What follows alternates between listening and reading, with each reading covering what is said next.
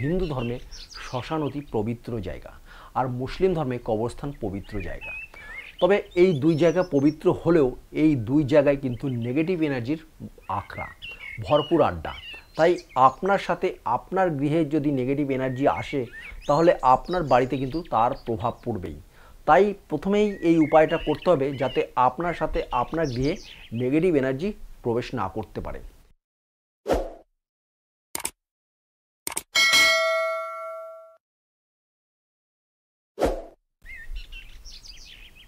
জয় শ্রীরাম, জয় বজরংবলী, জয় ওম নমঃ শিবায়। আমার সকল দর্শক বন্ধুদের আমি আমার চ্যানেলে অনেক অনেক স্বাগত জানাই। দর্শক বন্ধু, আমাদের জীবন সমস্যা বহুল। আমরা ভাগ্য নিয়ে এই পৃথিবীতে আসি, আর ভাগ্যের উন্নতি হয় সৎ কর্মের দ্বারা। আর কর্মের সাফল্য তখনই আসে যদি আপনার বাস্তু ঠিক থাকে। বাস্তুই কিন্তু আমাদের সুখ সমৃদ্ধির কারক। তাই বাস্তুকে ঠিক রাখা জরুরি। এখন প্রায় সবাই শহর কেন্দ্রিক, শহরে ফ্ল্যাট নিয়ে থাকে। অনেক সময় দেখা যায় যে আপনি যে ফ্ল্যাটটা কিনেছেন সেই ফ্ল্যাটে বাস্তুদোষ রয়েছে, যার ফলে আপনার বাড়িতে বিভিন্ন ধরনের সমস্যা লেগেই রয়েছে। এমতো অবস্থায় কি করবেন? সারা বছরে বিভিন্ন সময় আসে, বিভিন্ন শুভ দিন। সেই শুভ দিনে যদি আপনি সঠিক বাস্তু কাজটা করতে পারেন তাহলে আপনার কর্মে সাফল্য আসবেই। আজকে তেমনই একটি টিপস নিয়ে আলোচনা করব। কি সেই টিপস? তাহলে চলুন ভিডিওটি শুরু করা যাক। দর্শক বন্ধু, এমন অনেক সময় দেখা যায় যে আপনি আপনার কর্ম থেকে বাড়ি ফিরছেন, বাড়ি ফিরেই আপনার মেজাজটা খিটখিট হয়ে গেল, আর বাড়িতে বিভিন্ন রকম সমস্যা লেগে রয়েছে, যার জন্য আপনার প্রতিনিয়ত মন খারাপ হয়। রোগ ব্যাধি বৃদ্ধি, আয়ের থেকে ব্যয় বেশি। এগুলি থেকে মুক্ত পেতে কি করবেন?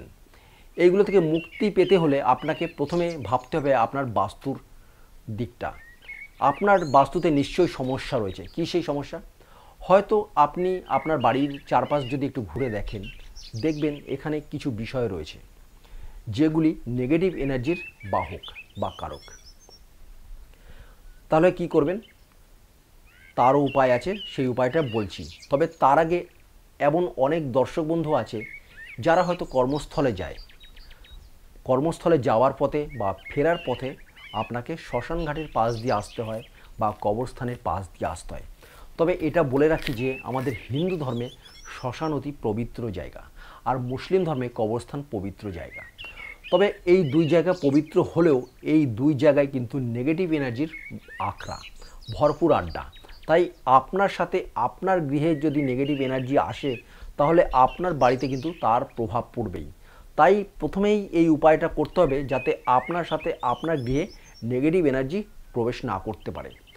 এমন অনেক সময় দেখা যায় যে আপনার দরজা, আপনার বাস্তু বাড়ির যে দরজা, সেই দরজা যদি বাস্তুর বিপরীত দিকে হয় বা জানলা যদি ভুল জায়গায় হয়, বাস্তুর বিপরীত দিকে হয়, তাহলে সেই জানলা থেকে নেগেটিভ এনার্জি প্রবেশ করতে পারে। নেগেটিভ এনার্জি কোথা থেকে প্রবেশ করবে?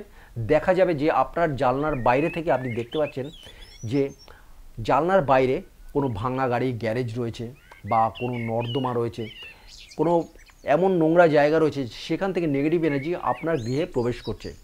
নেগেটিভ এনার্জি কী করে বুঝতে পারবেন? দেখা যাবে অনেক সময় আপনি অনুভব করতে পারবেন যে কোনো কারণ ছাড়াই একটা পচা গন্ধ আপনার নাকে আসছে। এই পচা গন্ধই কিন্তু নেগেটিভ এনার্জি, অর্থাৎ ভূত প্রেত বা খারাপ জিনিস আপনার বাড়িতে গৃহে প্রবেশ করছে। এই জিনিসগুলো দূর করতে গেলে আপনাকে কী করতে হবে? আপনাকে এই কাজটি করতে হবে এই রামনবমী বা হনুমান জয়ন্তীর দিন। কী সেই কাজ? তাহলে চলুন দেখাই। এই হলো হনুমানজির পতাকা। এই পতাকা দশকর্মা ভাণ্ডার বা অনেক জায়গায় কিনতে পারবেন। যেখানে দেবেন ঝট করে কিনে নেবেন। তারপর কিনে নেওয়ার পর আপনি চলে যাবেন যে কোনো হনুমানজির মন্দিরে। এই রামনবমী বা হনুমান জয়ন্তী যদি এই দুটি দিন মিস করে থাকেন তাহলে যে কোনো শনিবার বা মঙ্গলবার হনুমানজির মন্দিরে নিয়ে গিয়ে পুজো করিয়ে, নিজের নাম গোত্র দিয়ে পুজো করিয়ে, ওখান থেকে একটা ধাগা নিয়ে আসবেন।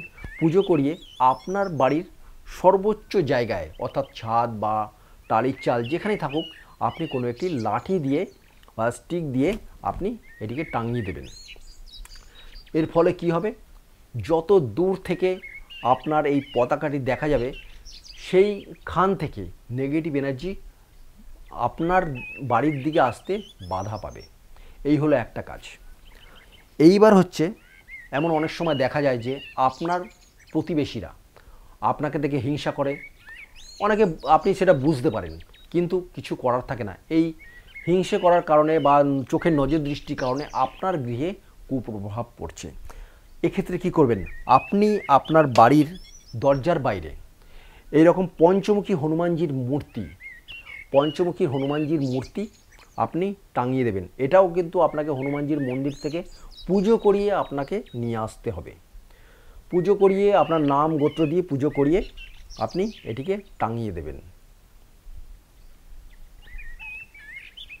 টাঙিয়ে দিলেন, বা আপনি পঞ্চমুখী হনুমানের ছবিও আপনি আপনার গৃহের বাইরের ওপর দিকে লাগাতে পারেন। এক্ষেত্রে নেগেটিভ এনার্জি রোধ পাবে। আর একটা কাজ করতে হবে, পাহাড়তলা এই হনুমানজির মূর্তিও আপনি সংগ্রহ করতে পারেন। আপনার বাড়িতে যদি কোনো রোগ ব্যাধি বা লেগেই থাকে, সাংসারিক অশান্তি লেগেই থাকে, কলহ লেগেই থাকে, তাহলে আপনি এই হনুমানজির মন্দির থেকে যে কোনো মঙ্গলবার পুজো করিয়ে আপনার নাম গোত্র সহযোগে আপনি আপনার দরজার উপরে এটিকে টাঙিয়ে দেবেন। আর এমনভাবে টাঙাবেন, দেখবেন যেন এই হনুমানজির মুখটা আপনার গৃহের ভেতরের দিকে থাকে। এই পাহাড় হলো সঞ্জীবনী পাহাড়, দ্রোণগিরি পর্বত। এই পর্বতেই রয়েছে সঞ্জীবনী, অর্থাৎ মহা ঔষধ। এই জিনিসটা যদি আপনি আপনার ঘরে লাগান, তাহলে কিন্তু কোনো রোগ ব্যাধি আপনার বাড়িতে থাকবে না। আজ এই পর্যন্তই। যদি আজকের এই ভিডিওটি আপনার ভালো লাগে বা মনে করুন আপনার কাজে আসবে, তাহলে অবশ্যই আমার এই ভিডিওতে লাইক দেবেন। আর আমার চ্যানেলে যদি আপনি নতুন হয়ে থাকেন আজকে, তাহলে অবশ্যই সাবস্ক্রাইব করুন, ভালো লাগবে। আর সাবস্ক্রাইব করার পরে পাশে নোটিফিকেশন বেলটি প্রেস করে দিন। তাহলে আজ এই পর্যন্তই। ভালো থাকুন, সুস্থ থাকুন। দেখা হচ্ছে আবার পরের ভিডিওতে খুব তাড়াতাড়ি।